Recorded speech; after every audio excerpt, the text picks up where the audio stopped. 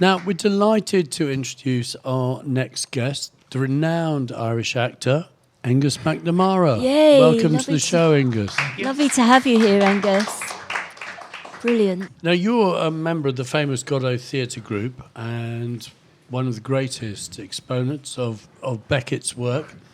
And you've come to talk to us because on May the 12th, Sunday, May the 12th, there's a screening of a new film based on Beckett's life called Dance First. It stars Gabriel Byrne as Beckett. And Aidan Gillen as Joyce. Jimmy Joyce. Yeah, Jimmy Joyce. Yeah. Jimmy Joyce. It's Dance First, Think Later is the full title, which is rather indicative of the entire point.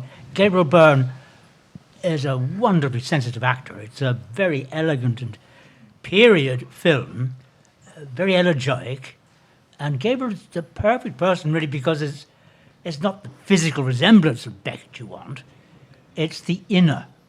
And Right. he has that acuity and sensitivity and understanding that you'd need to play a part like Beckett. It's a cradle-to-grave exercise, lavishly produced by Sky, shot in Budapest, which is a marvellous city for, how should I put it, period distress, which is what you want for wartime Paris, which is where it's set.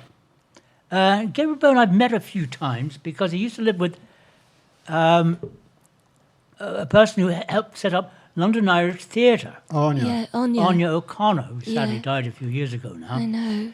And she organised this with one or two other friends of mine in order to give entertainment to Irish actors living and working, or not working, in London. Mm-hmm. We put on a few plays over a period of years and many, what you might call, magazine performances of Irish material, usually comic, Yeah. which we put on many, many different venues all over London.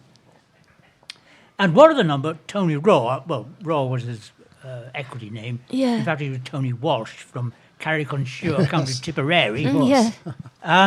Tony was a very close friend of mine, and he introduced me to John Calder. That's right. John Calder, for many years, was a publisher and editor. He edited people like William Burroughs, and that's Yeah. difficult enough. That sounds like hard work. And after a number of Soho addresses, he ended up in a bookshop opposite the Young Vic Yeah. in the Cot, in Waterloo. And John had a wheeze. He was a very close friend of Beckett's. Yeah, John, he and was. he published his poetry, not his plays. Beckett was loyal to Faber and Faber, and the plays was where the money was. John got the, how should I put it, the sticky end of the wicket. But anyway, they played chess together, and I think John organised his marriage in Folkestone Oh, right. I to his didn't know. wife. I mean, so they were that sort of close. And after Beckett's death, John wanted to carrying the banner, Yeah. and he decided to put on a production of Waiting for Godot and introduced to older actors, because it's a play about and by old men.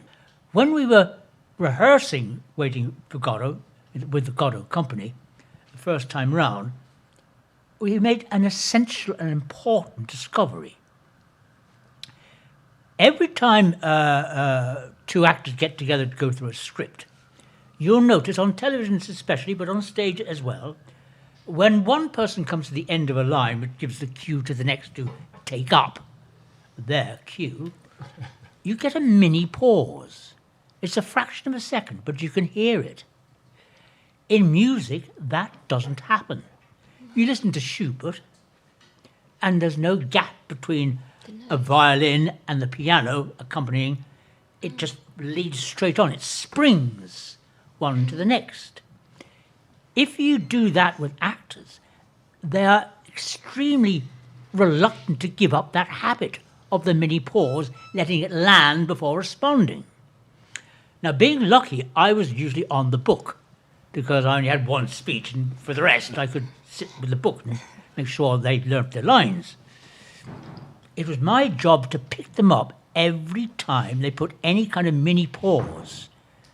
So it went diddly, diddly, diddly, diddly, diddly, diddly.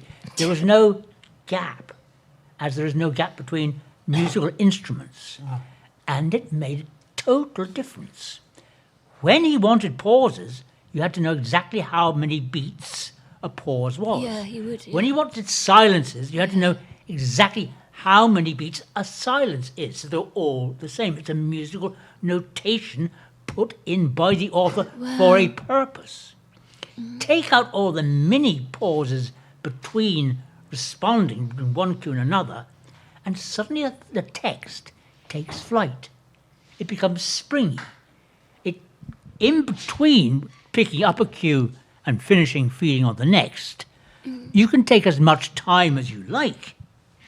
It's the difference between the one actor and the next picking up that makes the difference. And it gives it a lightness, a Schubert-like springiness. And that's the secret we discovered when doing it. I've given this advice to various other productions of Waiting for Godot that I've encountered a lot over the years.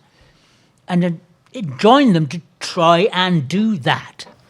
It might be an opportune moment to play the trailer from Dance First. The Nobel Prize for Literature is hereby awarded to Samuel Beckett. Go get the stuff. You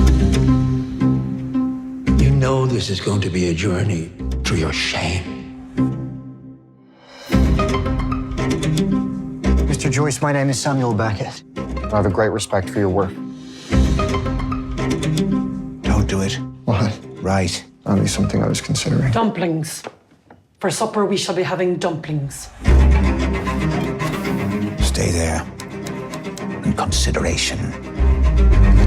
Whose forgiveness do you need the most, Suzanne's? You might name your scars after her. I might name my joys as well. You couldn't wait to get through the pleasure to the pain. Gestapo! Go! The important thing is not what we write, but how we write. We must write dangerously, Beckett. Even in that horrible place, they couldn't turn off the stars. Mr. Beckett? I'm Barbara Bray from the drama department. It has redefined modern literature. It is a masterpiece. You used to tell me when you were going to her. Now you just go. It was very nice to meet you. Don't be absurd.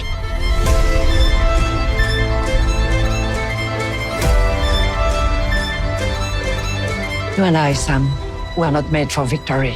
We won't survive it. There was joy. You said, dance first, think later.